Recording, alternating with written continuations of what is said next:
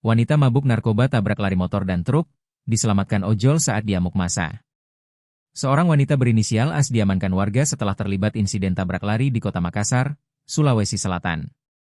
Ia diketahui mengendarai mobil Agya berwarna kuning dengan nomor polisi B1436 HKR. AS diduga dalam pengaruh narkoba saat mengemudikan mobilnya. Aksi ugal-ugalan itu menyebabkan dirinya menabrak seorang pengendara motor dan sebuah truk di dua lokasi berbeda.